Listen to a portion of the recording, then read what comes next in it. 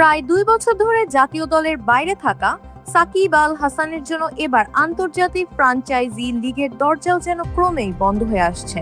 সবশেষ সংযুক্ত আরব আমিরাতে ইন্টারন্যাশনাল লিগ টি-20 এর দল এমআই এমিরেটস তাকে রিটেইন না করে দল থেকে বাদ দিয়েছে। পতিত আওয়ামী লীগ সরকারের সংসদ সদস্য হওয়ার পর রাজনৈতিক অস্থিরতার মধ্যে খেলা চালিয়ে গেলেও ফ্র্যাঞ্চাইজি লিগে তার সাম্প্রতিক বাজে পারফরমেন্সই মূল দুশ্চিন্তার কারণ হয়ে দাঁড়িয়েছে।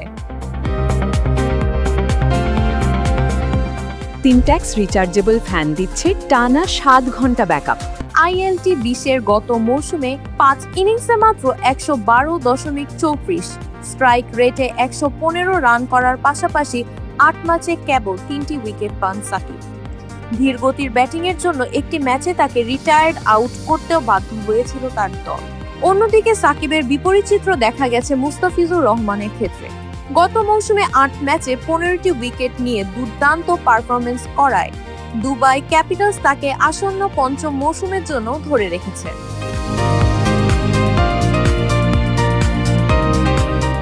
তবে সাকিবের জন্য সুযোগ একেবারেই নিঃশেষ হয়ে যায়নি।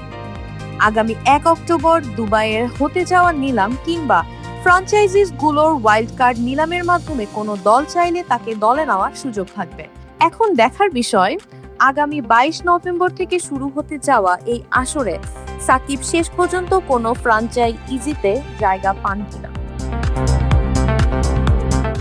BD archive desk, Deepika.